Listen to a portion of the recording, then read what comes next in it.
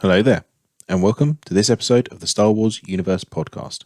I'm your host James, and this month I'm happy to announce that my good friend Ant has joined me for a conversation about his history and interactions with Star Wars. So I'm going to hand over to past James and that conversation.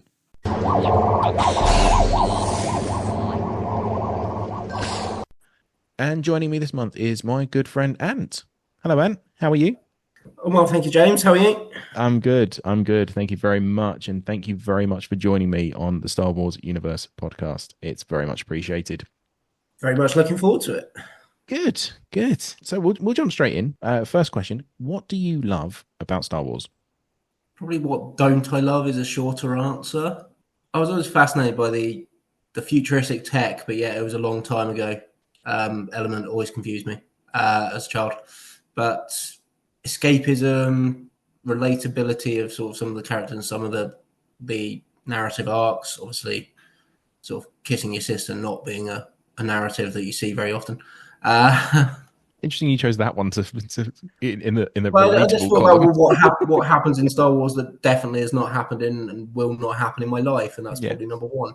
I still live and cling to the hope of getting a laser sword at some point. Although with my knees, I don't think some of the gymnastics is going to happen either now. Probably need to file that one into the same category as just give up, not going to happen. No, I've always liked it sort of since growing up. My sister's actually the one that got me into it originally. She was a big Star Wars fan. We used to watch quite a lot of sort of films on like Sunday morning or Sunday afternoons, like the old VHSs.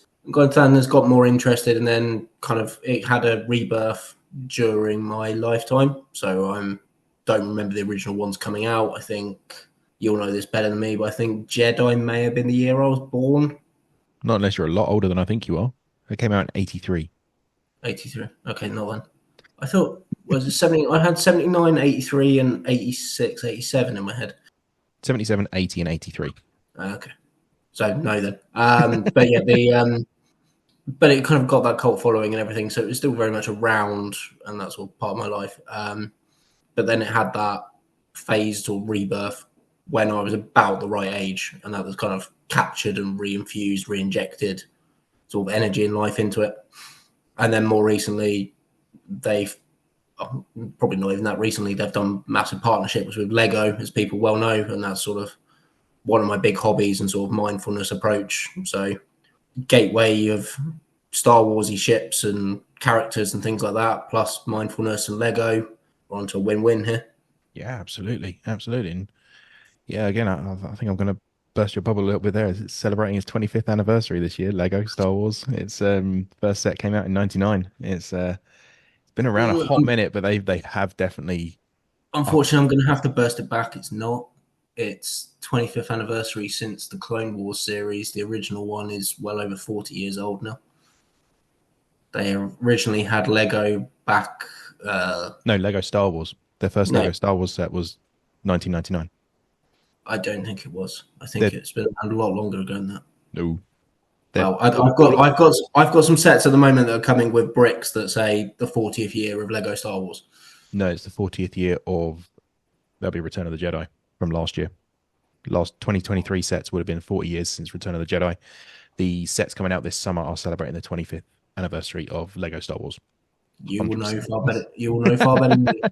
I do think I've seen older sets and things from long ago. They may not have been sort of the official they might partnership have been that we've got now, but there's definitely older sets than. Yeah, they might have been like fan made sets and stuff. Mocks are they called? MOCs? But yeah, they probably do predate absolutely. But yeah, the partnership is 25 years old this year, which is that sounds more right. The partnership. I'm certain there was probably unofficial Lego sets, but by unofficial I mean the unofficial partnership. I think there were actual Lego sets that were Star Wars themed, but it wasn't a official partnership that you have now. They had the proper Star Wars box. So the first logo was a bunch of characters all sort of stood in a fan with their lightsabers up. Very, very reminiscent of the High Republic recently. Front cover.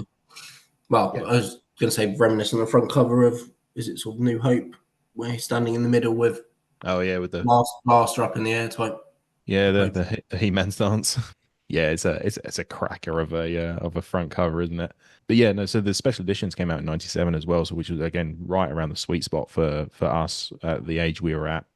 And then obviously, and I'm sure we'll come onto it in a minute anyway. But it's kind of my unpopular opinion is of the main. I suppose you have to say the main 9 now. Skywalker saga. My favorite is Phantom Menace. Now, before all your listeners turn off immediately and discuss, I'll caveat with that of I freely admit and recognise it is a terrible, terrible film.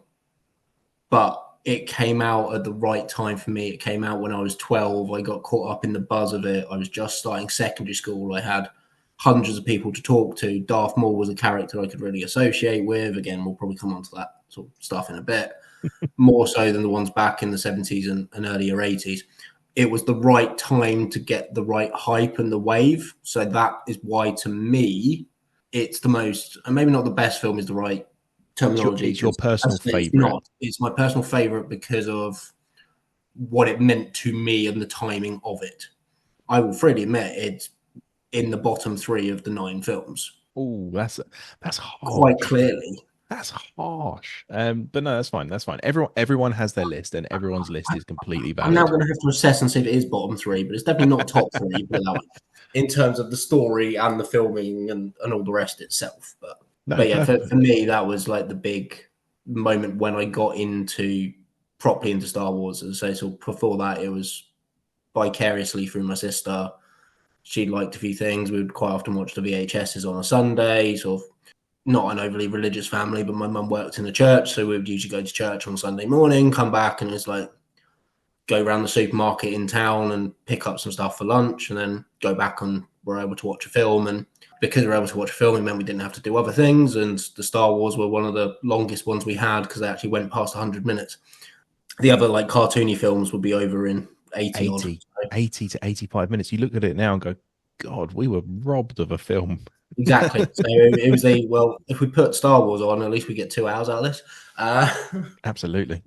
Watching TV, sitting too close to a massive CRT TV, which was not possible to sit any further away because the depth of the back of it meant it came out 7 foot into the room. So, well, you've kind of already answered my next question, which was when did you first get into Star Wars? Very much Sunday afternoon movie watching with your sister is an absolutely brilliant way to get into a fandom, and then obviously really ramping up. Much more of a fan, I think, than me in terms of the wider cultural stuff. So she's read all the books and things like that. But I remember when the first one came out. So the first one numerically, not released chronologically. I'm sure it's coming. But we essentially had a bet around, and I'm assuming this doesn't count as a spoiler alert because it's been around a while now. The fact Chancellor Palpatine is the Emperor. I think enough time has passed that that's not a spoiler. But no, I mean, feel free to cut that out if you don't want to ruin it for young listeners.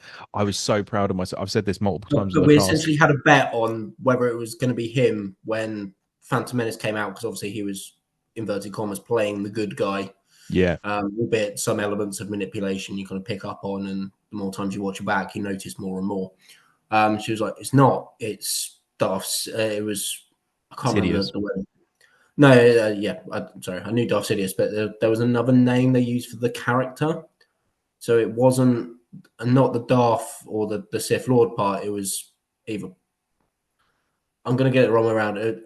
Like Palpatine was one of them, and there was some other name in the books, like either his first name or something else that sometimes went by. Sheev is his first name, and that was thrown out a few years ago in a book. But I can't remember the ins and outs. But basically, we were essentially both right, because I was like, no, it is him that becomes and it's just like he's not the Chancellor or whatever else. It's something else. It was semantics, but yeah. So that sort of bet carrying forward. Yeah, no, absolutely. The key part, because also being 4 years younger than my sister, just being 12, 13, well, maybe even 15 by the time it got confirmed in Revenge of the Sith, even though it was patently obvious before that. But that's when it by was that point, yeah. that's when it was officially confirmed, and there's no going back on the bet at that point. Just getting a one-up on your 4-year-old and your sister was just going to be a highlight of any child's existence. Absolutely. But no, I've said it multiple times on the cast. I was so proud of myself walking out of the Phantom Menace as like, yeah, an 11, 12-year-old going, I know that Chancellor Palpatine is Darth Sidious. I know that. Look at his chin; it's the same chin, and that was I was so proud of that. And Darth Sidious was barely in that film, and when he was a hologram. Yeah, So it's even harder to sort of notice that detail. yeah. There's one moment yeah, which is like Maul's only line in the movie, which is where they're on the balcony in Coruscant. At last, we will reveal ourselves to the Jedi. At last, we will have revenge. And you see, and he does a couple of holograms to the Trade Republic guys as well. yeah, I want to say I always want to say the Gungans, and it's not the Gungans. Yeah, I nearly said the Gungans then as well, but it's the Nemoidians. My head always goes to because it begins with a G as well. I can't remember what it is. Nemoidians. Silent G. Let's go with that. Yeah. Phantom Menace I saw at the cinema 7 times. Oh wow, that's good going. 4 or 5 in costume. Oh nice. So one was like full costume. That was like the second one I went to see. I kind of dressed up in like a brown bathrobe and pretended to be Obi-Wan type thing. Awesome. Some of the other ones I just took like the telescopic Obi-Wan lightsaber. So it was like, I wasn't quite full dressed up, but it was like, I'm claiming it. I had a lightsaber with me walking through Cambridge Town Centre.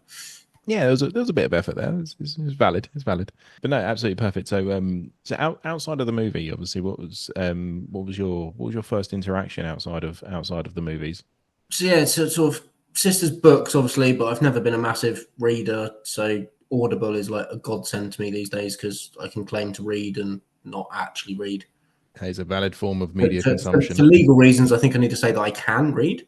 So sort of the existence of that, and then sort of getting to aware of some of the ships. So a lot of it has been related to the movies, and then also sort of Lego. Perhaps more recently, I got the Lego Falcon. Must be from the Force Awakens set, purely because I was rearranging it the other day. I got like a plinth to fit it on a different shelf, so it's now looks like it's flying type thing. Nice. And that's what made me realize it's got minifigures of Rey and things like that, so it must be from number 7. But I got that for my 30th birthday for a present from family. So that was really my first Lego set since a kid, and yeah, the fact I now have a Lego room kind of tells you everything. And I'm currently banned for personal reasons from going on the Lego website, crucified if I do go on and buy something else, because didn't have the room to put up the things I had in various cupboards. And now I need to, before I'm allowed on the website, build everything that I have. Most recently I did the UCS 8080, which was painful, to be honest, because that is too big, too many fiddly pieces, a beautiful set, but you're doing everything in like sort of quadrillate for the legs, and it's just like my hands are really now starting to hurt and fiddly, and then trying to carry it upstairs. Yeah, no, absolutely. It's one thing that has always kind of put me off, that the really big sets, not that I've ever got the spare cash to go and do that. When, like back in the day, the UCS Star Destroyer from like 2002, 2003 type one, I remember looking at it, going, it's got over 3,000 pieces. That's insane. And I was always just like, it's just going to take me so long to build, and I'm probably going to get really annoyed about it. And then I'm going to look at it and go, it's really cool, but God, I was so annoyed. It almost imparts a negative emotion to it. So I've always I think I nearly got there with the 8080 now. I love it. It's wonderfully made, looks amazing. I'm so proud of it. The number of pieces, because it's like pushing 7,000 or just past 7,000, became a problem. But I did it relatively quickly, just in terms of working through. It's so fiddly and things, but it started me on kind of a roll, because I basically had some new shelves put in, a specific shelf big enough to put this blooming thing on, because it is huge.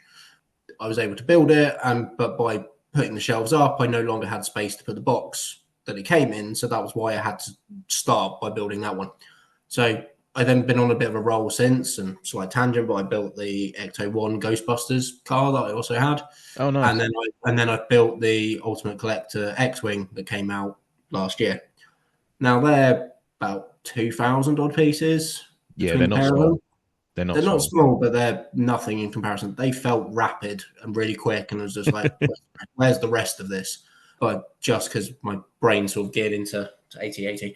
But that's probably enough about the Lego. It's probably, I don't know if this is film related or not, but again, sort of back to growing up with my sister, she was quite into Star Wars, and we had an old school version of Star Wars Trivial Pursuit, which actually, for dear listeners, if he allows this to stay in, which I don't think he will, we played once with the host of this, and I beat him. You did. Soundly, I seem to remember. Yeah. Admittedly, there was like 8 other people in the room that could not care less and were just the two of us geeking out. It was very much me versus you in that regard, and yeah, I bow to your greater knowledge on that one. But now I know why you'd been playing it growing up. It's a lot more sort of film related, and my sister used to, because of the age difference, like we started playing when I was like 10, 11. Yeah, it must have been a couple of years before that because it was well before Phantom. So sort of 8-year-old versus a 12-year-old, so it's like she had to go around twice. So yeah, it was probably that game as well as kind of a divergent from the film in terms of different things, because while all of the answers were answers you'd get from the film, a lot more of it was it's kind of production stuff, isn't it? Yeah, production stuff, but also characters names that there would be a question about like Grand Moff Tarkin as the answer and things like that, and a name that comes up quite often, but perhaps to put it into the more recent films, like one of the questions would be essentially the equivalent of like General Hux, that he's in it a lot, but his name's only actually like mentioned like literally twice. So unless you're paying attention, you know who they're talking about, you know who the question, you can picture it, you sit there going, he did that bit and he did that scene and this happened, and I was just like, but unless you can answer his name, nah. Yeah. you're not getting the cheese for that. No, and also you also have the in-game pressure. You have to think of this right now, and you have like 30 seconds to think of it, and you're like scratching around. And you have an R2D2 dice. You press his head, and it just randomly generates a number from 1 to 6. Unfortunately, that took way too long, so we did end up having to resort to dice. Yeah, no, fair. That's awesome. That's also actually no. So correct myself. It must have been about the time Phantom came out that we got that, because there was a 9. So you had all the questions, but there was a little extra pack of questions that were to do with Phantom Menace. Oh, okay, so maybe it was 99. It came out. They were gold. It was before the film came out. I know that because like nobody knew the answers. But it's the only reason I will never be able to forget that the character that plays young Anakin is Jake Lloyd, because that was one of the questions. He plays the younger kid in Phantom. That's just a piece of trivia that's just ingrained in my soul that I'll never be able to forget. And hopefully one day I'll come up at Puzz Quiz and actually be useful. Otherwise, other than this podcast, I don't remember the last time I've had to use that fact. I will say, as you brought him up, I saw recently that he has been doing an awful lot better recently. He's been suffering with a lot of mental health issues over the years, partly a lot of fame, a lot of money, but also a lot of negativity towards him from the Star Wars community, which was obviously not good. But there's also familial stuff, like it's a little bit of genetic thing, was his mum's explanation, but he's doing an awful lot better. Yeah, Hayden's also a weird one. He got a lot of negative, and he's kind of the next big thing in the movie world, and then kind of didn't amount to anything else off the back of it, really. He was in like 1 or 2 things. Like I think he was in Jumper. Was it? Jumper, that was the one. Jumper, yeah, so he's like in that, but then he's not really done that. And then you see him recently, like he did video online the other week with the Empire State Building, where he was stood opposite, and it looked amazing, and he looked really well into sort of what's happening. But it's that kind of, did you get too much too soon, and the negative and whatever else. So it's a bit disappointing for them as individuals, but he's always going to be a hated character because he's playing the portrayal that, well, and also the fact he murdered a load of younglings. It's not absolutely. Who is your favorite character and why? Favorite character and why? Again, it's going to be Phantom related. It's probably Darth. I love Nick Park. Again, another random bit of knowledge, the fact that he's the person that played him, did all the gymnastics. And that was mainly to do with timing around the characters. Ray Park. And Ray Park, sorry. What did I say? Nick Park. There you go. Ray Park. yeah, it was just time wise, he was cool, and it was just that kind of the dual lightsaber or the So good. yeah, so cool. It was just completely different from anything before. Technology had moved on so far since Jedi and the very choreographed but quite stoic lightsaber battles that you had in the original trilogy, and it was just a lot more gymnastics and everything else. So I love the character, loved all that. I didn't really like the Clone Wars, the kind of randomly brought him back, even though he was cut in half and had spider legs. I was like, I didn't get on board with that. But I'd love to see like more of his sort of story as a sort of a new thing. Like, how did he become that first one at the time, and all the rest. So he's probably always up there. You got your classic. I don't know a Star Wars fan that doesn't love R2, and I've never been a massive droids fan, just droids in R2, general. R2 isn't a droid. Well, I No, know I he know, is, I know, and but, and but C3PO recently, is, and he's just annoying. recently, Kind of in I've a good just way. found myself just looking at R2 and going, "I love you, I Yeah, love you, you little weird he's just like psychopath." everyone's friend. Yeah, so R2, Darth Maul. Oh, I liked Jar Jar for some reason. I can't quite put my finger on. You were the right age for a I comedic think he was the slapstick right age character. at sort of the right time, but then he very quickly became very, very annoying on any sort of rewatch through and all the rest. I did love the fan theory or the perception that he was going to be the big bad. Darth That Jar just Jar yeah, persists to this just day. just would have been hilarious.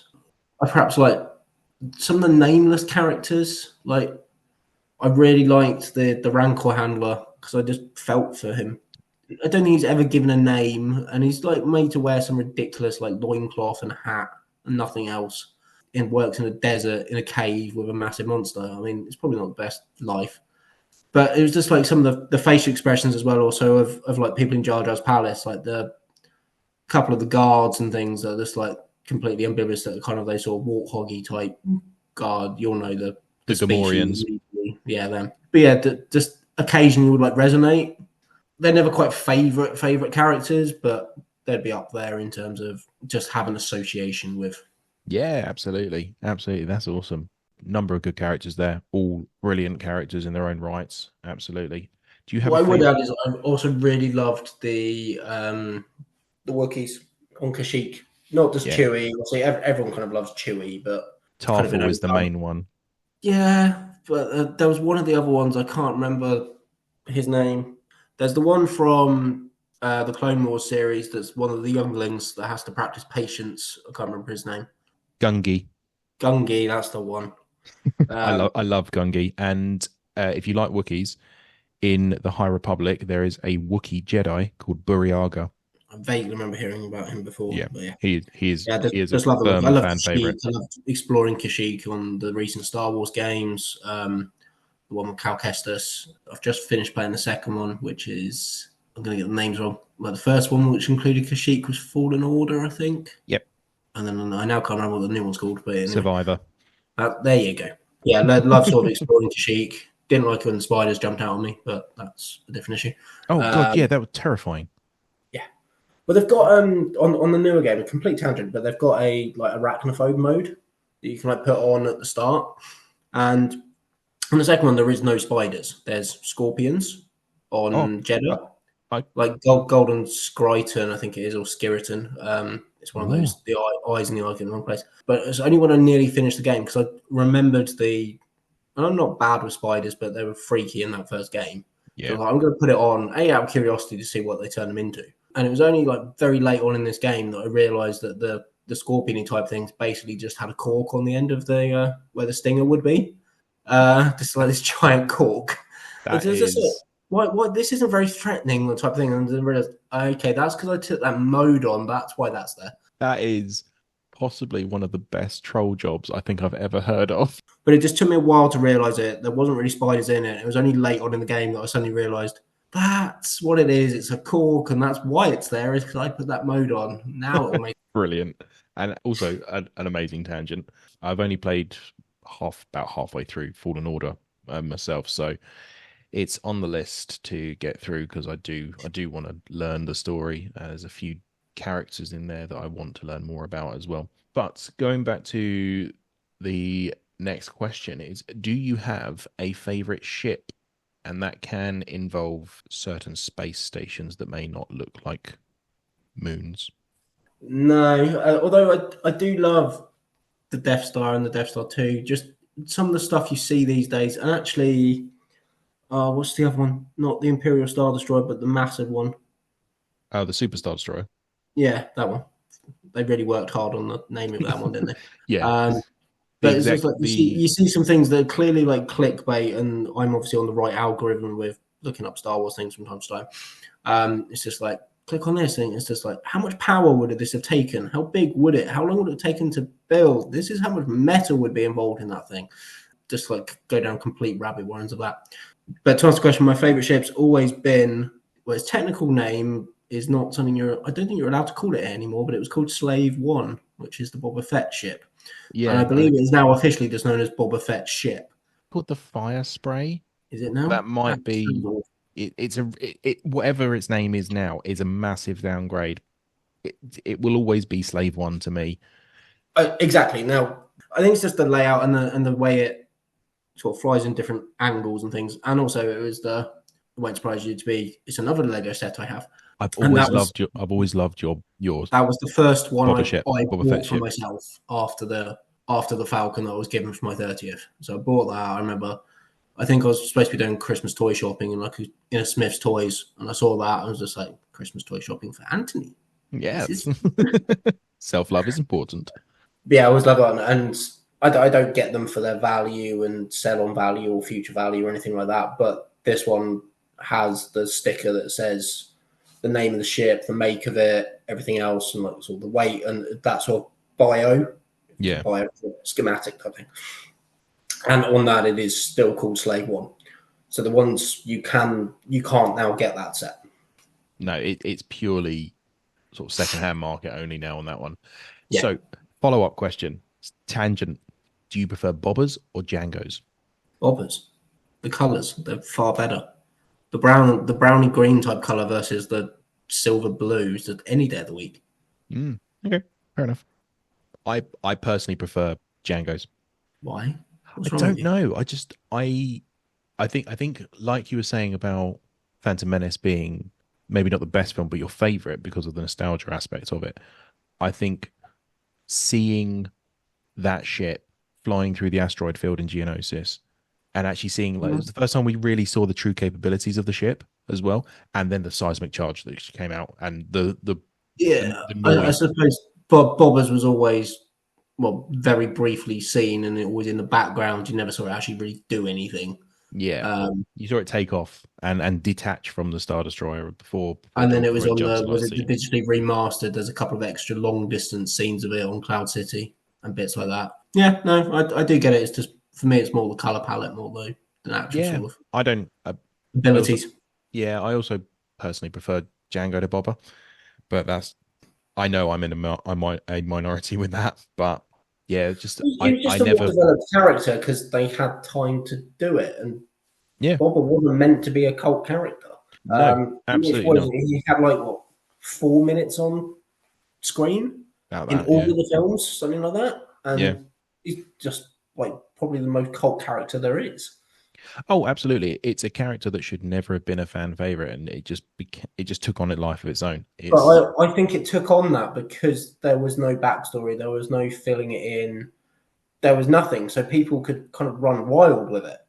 Yeah, and just the line from Vader of "no disintegrations" to him is that is like such a mind blowing. Yeah, how do you disintegrate someone? it's just he's a fantastic character.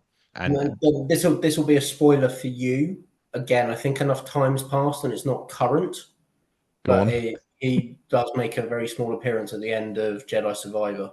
In the game. Oh, does he? Cool. You have to do some bounty huntery type stuff, and when you defeat the final bounty boss, you don't actually defeat them. You get interrupted, and it does like this cool, like slow pan up, and you're like, no, it is. Oh yeah. And you can just keep talking to him, and he gets angrier and angrier every time you talk to him because he only has like 4 lines of dialogue. Oh, nice. But because he's only like a fleeting meeting, so you talk to him like twice to fill in like the bit of the story you need to fill in. But then you can keep going back and talking to him until you leave that area. And they've obviously recorded like one more line of dialogue, which is something like "Go away, kid" or something like that. But they recorded it like 20 times, just getting angrier and angrier if you keep going back. Amazing. I have a lot of time for that level of detail, and let Tamora Morrison get all the money off of it. Like, he is popping up as ancient clones. He is popping up as Boba Fett. He's popping up as a voice in a video game. Like, yeah, you get your money as Boba Fett. Retrospectively, but I think he needs to be added into the favorite character shortlist. And as like R2, I imagine anyone you speak to, if you say give me a top 5, I'll be amazed if both of them are not in most people's top 5. Yeah, and it would probably be Luke or Vader being the other one if you're limiting it to 6 or 9 movies. Yeah, and I'd say that the reason mine wasn't was more to nostalgia reasons rather than anything else. Yeah, no, absolutely.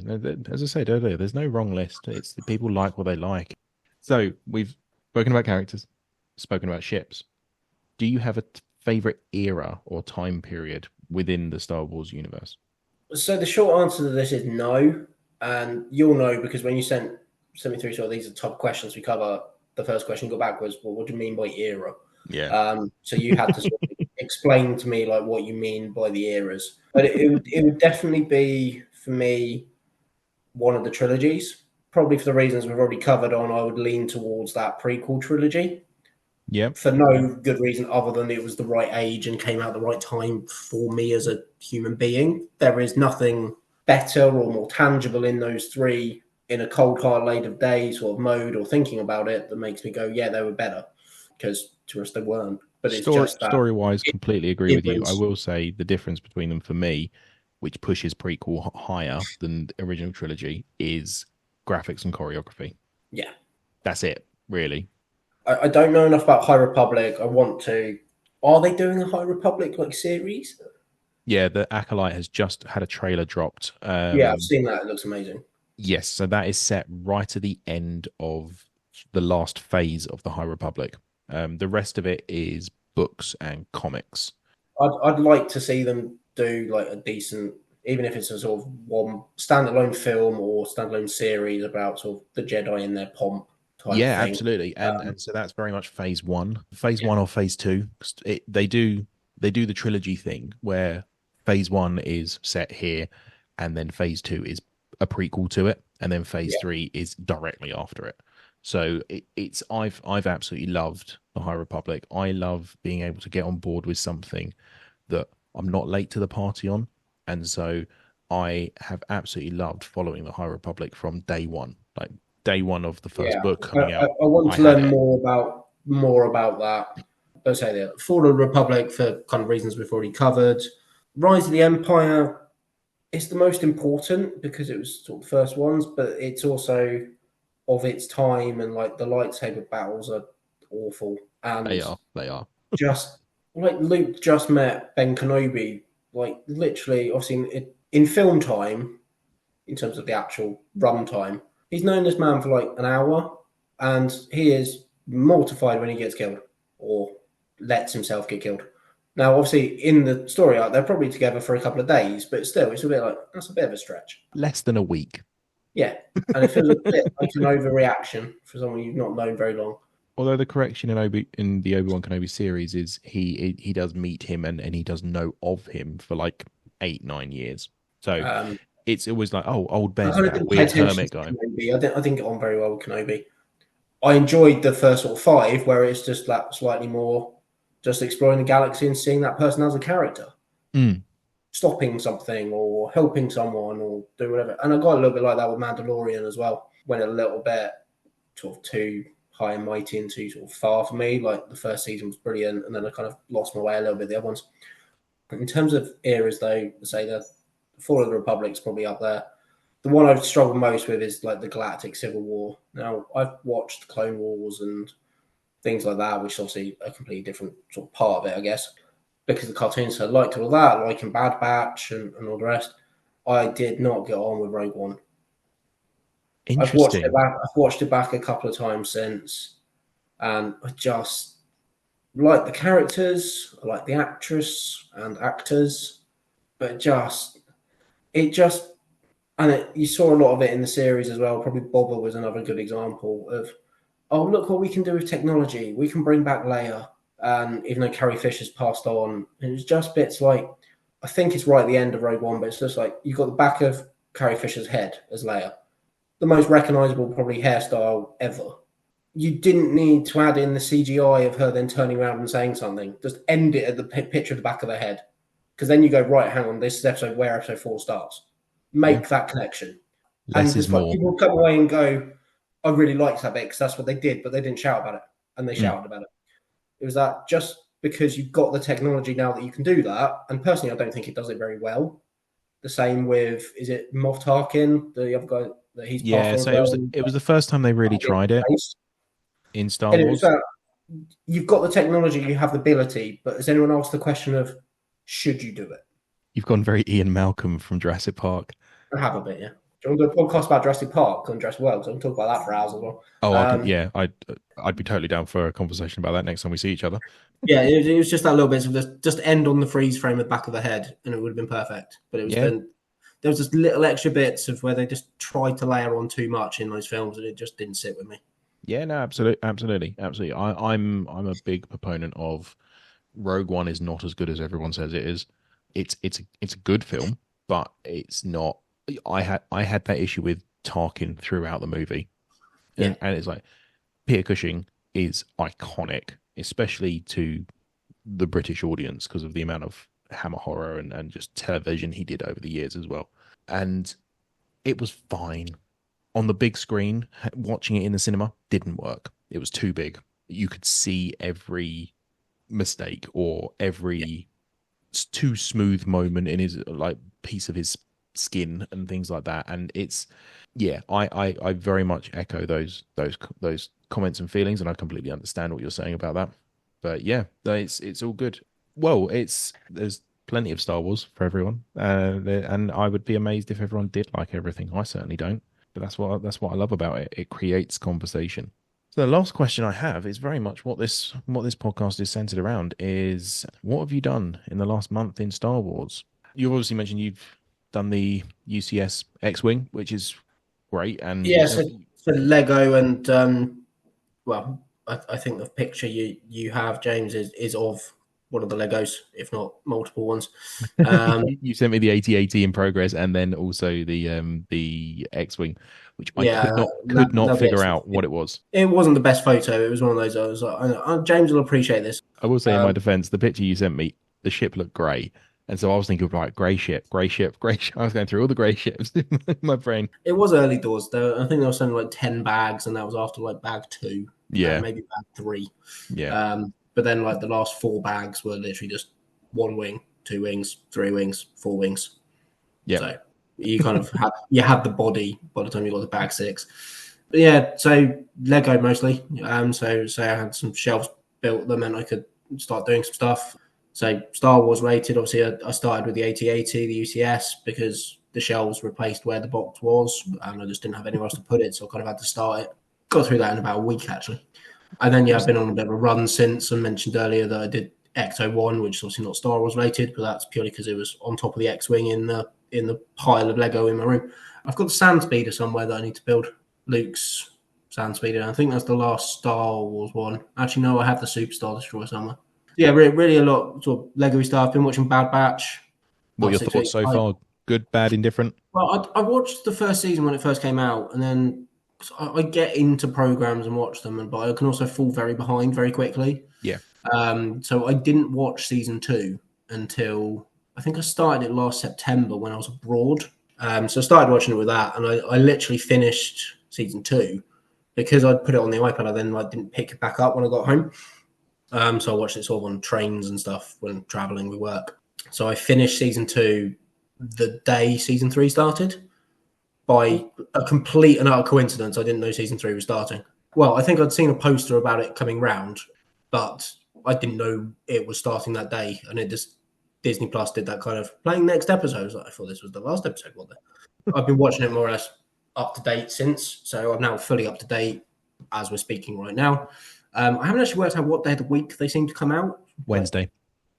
I originally thought it was Wednesday, but then I swear I had one extra episode on like a Monday or something when I logged in for the previous Wednesdays. And then last week I watched on a Wednesday and there was one more than I was expecting. Yeah. So when they opened the season up, it started with 3 episodes. Then it went single episode, double episode, which threw me.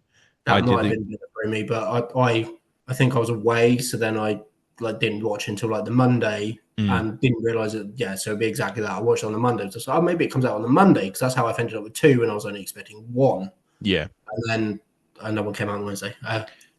Yeah, enjoying it. It's compared to some of the things we spoke around earlier. It's been well done, and they haven't massively over-egged it in the ways we were talking about earlier. There's plenty of things they could have done to. Here's this Easter egg, here's that Easter egg, here's this whatever, and they've been quite good at not sort of throwing them in. I don't want to give away obviously any spoilers or anything, but I'm enjoying sort of how it's going. It's aimed at it's a cartoon, so therefore in my head it's aimed at children, even though it's also aimed at obviously the Star Wars universe. I mean, probably 20 episodes I worked out the overarching story arc and what's going to happen over the entire thing. So I'm pretty sure I can work out what's going to happen in the remaining 5 or 6 episodes that's left. I'm still very much looking forward to how they're going to do it. It's the journey, isn't it? Yeah. It sounds like you're enjoying it. Exactly. I do worry that Star Wars, as amazing as it is, and I always want more, are they giving us too much? And that doesn't just apply to Star Wars, that we're in very much this on-demand cultural phase of human development. So it's the same with Marvel and pretty much anything else on Netflix. I think it's just overkill. So actually, rather than doing 2 new Star Wars series a year coming out on Disney, I don't know. Well, Acolyte's obviously the one later. It wouldn't surprise me if there's another Mandalorian season coming. So the Mandalorian was meant to be a new season, but they've actually shifted it to a movie. So it's going to be. But you see what I mean already, and that's just talking about this year. We've got Bad Batch, we've got Acolyte, something to do with Mandalorian. We know Andor 2 is coming at some point next year. So it's looking. You're just getting that's sort of too much, and actually, is the enjoyment in the waiting? And yeah, absolutely. So I do just worry. Are we? And I say it's not unique to Star Wars. It is Marvel. It is everything else. Because if things are making money, they chase the money. It's so that's how they need to do it. But I do think actually sometimes, and again, it's probably a good line to finish on, is as much as you love it, as much as you want it, I think we as humans need less is more. Absolutely. I couldn't agree with you more. We are in a glut of content, and it's it's great, but I must admit I myself have felt a bit of fatigue in the last Yeah, and it comes back to what I was saying earlier about Carrie Fisher and Peter Cushing and things like that. It's not whether you can produce all this stuff. Should you? Whether you should. Boba Fett became amazingly famous and popular because he had nothing. People filled it in. In my last episode, I did a rewatch of the Obi-Wan Kenobi series. Not necessarily for the podcast content. I wanted to do it because it had been a year and I'd sat with my initial reactions to the series, and I wanted to go back and revisit it and actually see if those feelings were fair, still there, or if it was just a yay new Star Wars reaction. And it wasn't as good a reaction as I had on the first time round. I was a lot more critical because I was able to watch it not necessarily going what's going to happen next. I knew what was going to happen next, so I was able to focus on the moment. And I still loved the series. I still really enjoyed it. There's some brilliant Obi-Wan Kenobi versus Vader scenes, but I was able to sit and watch it, and I let it breathe for a year, as I say, and I was able to then come back to it and go, did I like this? Was this a 8, 9 out of 10? Actually, no, it was probably about 7 for me. Didn't drop it massively. I didn't completely change my mind. You're never going to, really. But yeah, I put a self-imposed let it breathe thing on me, and I'm going to go back and do the same with Boba Fett. And I actually think probably my thought process will actually go the other way. I think I might actually enjoy that a bit more than when I was watching it first time round, because I really didn't enjoy Boba Fett first time round. And I think because it was so out there and so not what I was expecting, that just affected my enjoyment of it. So I'm going to watch it again in the coming months and just see what I think of it, and then obviously share my thoughts. It's good. We should let things breathe, and we should also be open to revisiting them. And we can't do that if we don't have time to, which is obviously following on from what you were saying there. On that note, I'm going to let this conversation breathe and have some airtime. But so yeah, and really appreciate it, and I'm more than welcome to come back on the cast at any point to share some more thoughts and have another conversation at some point. Yeah, appreciate the invite, James. May the force be with you. And with you.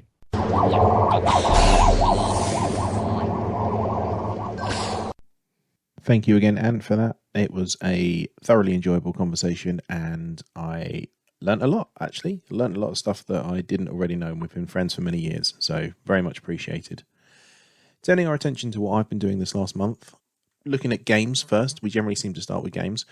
My Galaxy of Heroes account, as always, it's a work in progress. It never stops. I've been gearing up a lot of characters and working towards the Profundity capital ship, captained by Radus, who is a Mon Calamari, much like Admiral Akbar. Supreme Leader Kylo Ren Ultimate is now done, so he's fully up to spec on that. Been having a lot of fun with him, actually, recently. He's allowed me to take down a number of teams which I wasn't able to previously, and is a real powerhouse. Done some guild stuff as well, some stuff to benefit my group I'm with. I've had to take the Rebel Hoth Soldier all the way up to Relic 7, which is 2 below the absolute maximum at the moment. And I have taken the Ugnaught, which is one of the more useless toons in the game.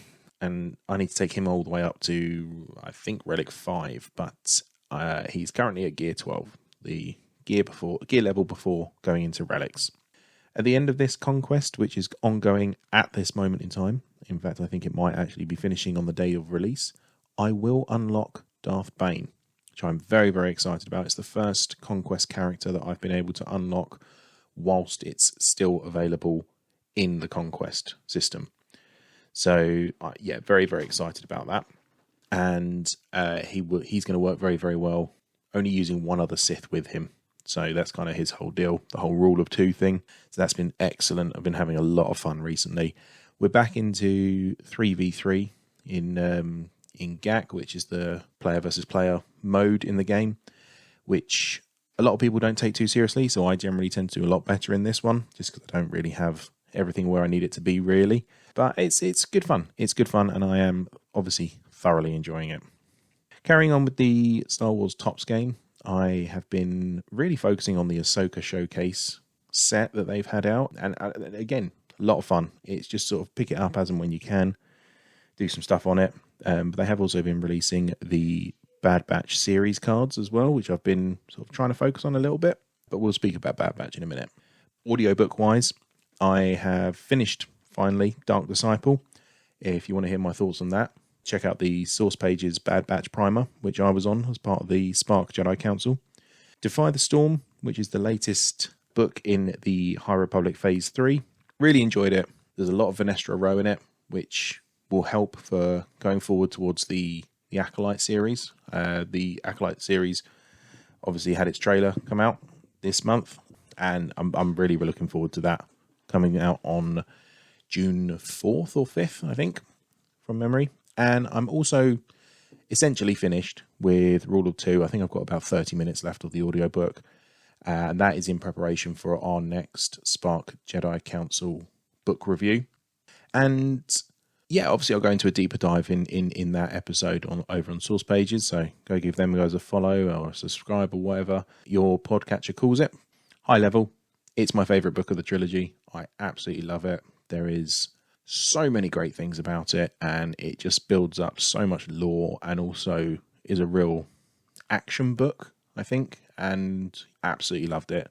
Film-wise, I put out a poll on Twitter to see what you guys wanted me to watch, because I did say that on the last episode I would do that.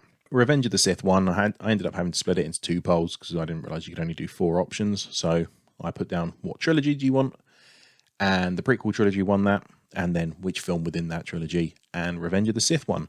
I love that film. I was very pleased for that one to win. I would have been happy with any of the films, really. I do just enjoy watching Star Wars. But watching it with new context and new eyes on it, following the various series of Clone Wars, Bad Batch, the Aftermath, Obi-Wan Kenobi, had a lot more impact on me, having just very recently rewatched that series as well. And I really, really enjoyed that. I also noticed a couple of things which I hadn't noticed before, one of which being Luminara is present on Kashyyyk. I don't think I'd ever seen that before. I don't think I'd ever noticed it before. But that was a cool little moment that I kind of geeked out on a little bit. I rewound it a little bit and then sort of messaged a few people. And I was like, oh my God, I've just seen this. I've never noticed it before. So I know I'm obviously very late to the game on that. The film is nearly 20 years old at this point in time, but it's just a great film, isn't it? It's my favourite, my personal favourite of the entire saga, and I just thoroughly enjoy it. I enjoy every moment of it. I think I even put out on Twitter that watching that opening battle over Coruscant and the Dooku fight, it all just flows so seamlessly. And for a 2.5 hour film, it goes at a pace. It doesn't really let up that much. It lets you breathe here and there, but overall, not really. It's really, really good. Everyone will have their opinions about what their favourite one is, and every film is valid to be someone's favourite, and that's what I love about Star Wars. It's such a wide-ranging fandom, and I'll look forward to my next rewatch. I'm trying to think about what I should rewatch. I'm tempted to rewatch Book of Boba Fett because it's sat with me for a little while now, and I think it might be time to give that another go and see if my thought process or opinion on it has changed at all over the last however many months, year and a bit it's been since that came out. So let us know if you want me to watch anything specific over the course of the next month, or if you want me to do another poll. I enjoyed the poll. It was good fun. And one of the things I wanted to do from this podcast was interact with more Star Wars fans. So absolutely, that's been great. Comics wise, I've read The High Republic issue 4 and 5 from phase 3. They're great. They are just great. It's a really good story. I think it's a 10 issue run instead of 15 this time round. And so we're halfway through now. It's been good. It's been slow. It's been steady. It's been all of the aftermath of Starlight Beacon and the occlusion zone and Marchion Row and all the rest of it. So thoroughly enjoy it. And it's got a lot of characters that I enjoy anyway, specifically Burryaga. But there's also just thrown up another phase 2 connection, which I won't spoil.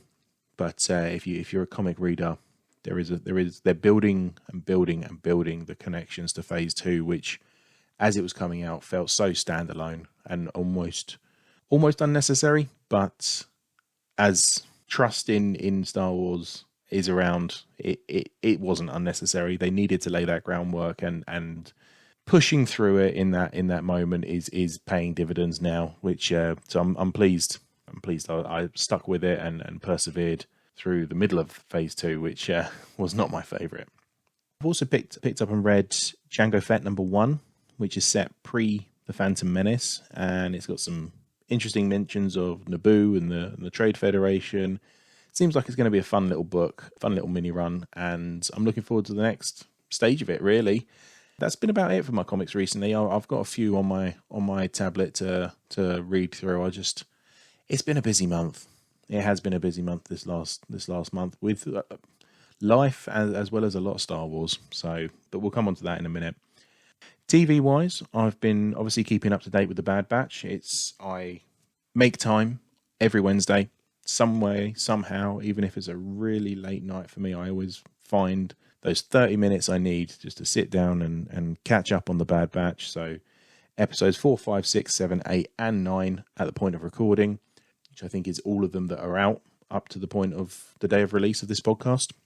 It's been a good continuation of the story. There's been some real emotional reunions and just progress towards the finale. This is obviously the last season of the Bad Batch. Episode 9, the one that's just aired, has been refreshing in the sense it feels like we've leapt forward instead of just laying all the groundwork and things are moving into place. But yeah, it's been good. I'm still holding on to that hope that Tech's alive. I'm hoping and praying that it's true. In terms of toys, collections, memorabilia, that sort of thing, picked up a Luke Skywalker with Yoda Funko Pop, which is one of the cutest Yoda figures I think out there. It's just Yoda in Luke's backpack on Dagobah from Empire Strikes Back. It was actually released part of the 40th anniversary of the Empire Strikes Back as well. So there is that, obviously, link, and the box is cool. I've actually kept it in the box. I'm planning to do a bit of an unboxing video for a couple of different Funkos, and so that might be coming to the YouTube channel very soon. Anyone watching and following on the YouTube channel will notice that the name of the channel has actually changed. I've changed it from Star Wars Universe Podcast to just Star Wars Universe. So that is to really sort of include everything that I'm sort of starting to do over there. And that includes the Star Wars Unlimited trading card game, which has been a big focus of mine this month, and trading cards in general. But I picked up the 2-player starter set, the pre-release box, and also 2 whole booster boxes. So I got 2 decks out of the starter set, a Luke Skywalker and a Darth Vader. I got 6 packs in the pre-release, as well as the exclusives within the pre-release set. And across the 2 booster boxes, 24 in each, so 48. So that's 56 packs in total. I've opened, and I've done really well. I think I'm missing around about 30 cards from the 252 card set at the moment.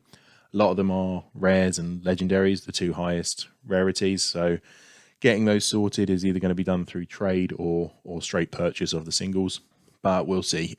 It's become a little bit of an obsession of mine recently, organising and sorting through the various cards and the sheer volume of cards as well. So got it all together in a binder. I'm purely looking at the base set at the moment. So if anyone out there, UK based, is interested in trading or possibly buying some of my spares, all of my foils and hyperspaces and hyperspace foils, and even the spare legendaries I've got are up for grabs, and I'll be willing to have a conversation about any of that. I've been looking at the older trading card sets as well. So the Wizard of the Coast Star Wars trading card game sets, I think they did about 9 or 10 of them across various different themes. I've always had some Attack of the Clones ones for years and years and years, a partial set, and I've just been trying to collect that all together, see what I want, see what I need, and really try and focus in on getting at least the Attack of the Clones set done. I've started the Sith Rising set again from years and years ago, and on its way to me at the moment through the post over here, we have a New Hope starter set. So I've got that on its way. And yesterday, or a couple of days ago, I took delivery of a whole load of Attack of the Clones cards, which included, I think it was 8 that I needed. And so I'm now down to 12 cards I need to complete that set of 180 cards. I do have a number of foils. I'm not fussed about those. I just want the complete set. I'm very much a collector, not a player of any of these games.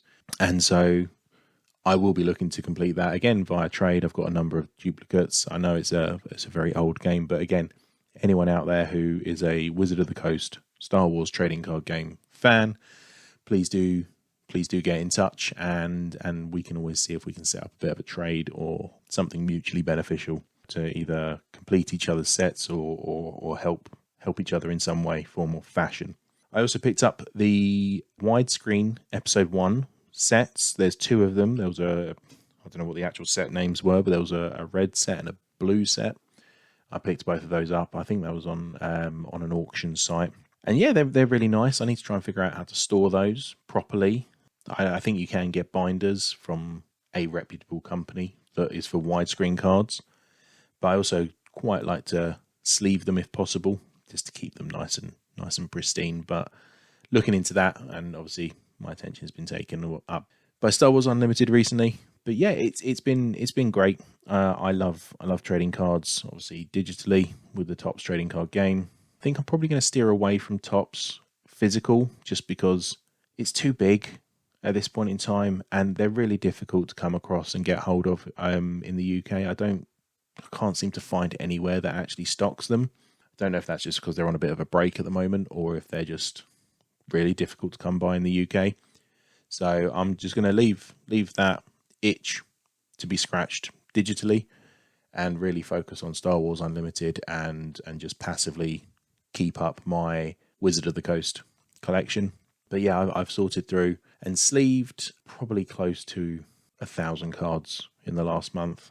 it's been a journey with that. It's taken up a lot of time, but I absolutely love it. I really do. I really do love it.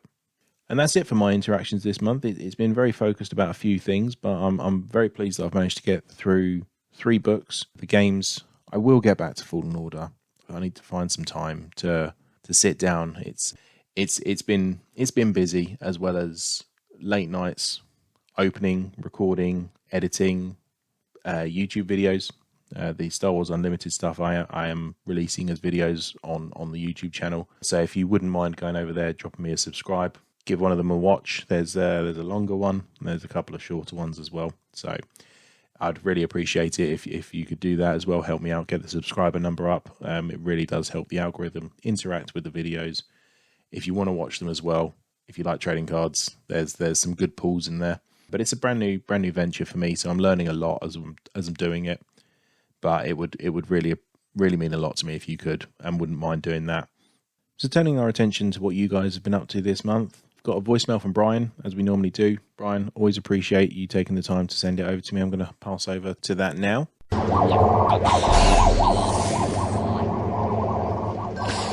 So what I've been doing lately with Star Wars is I started Defy the Storm. I have been continuing watching Bad Batch. I put together a Lego Yoda's hut type thing, and I pre-ordered and gotten some new vintage collection and Black Series and Funko, which is just a constant thing every month anyway. So, bye.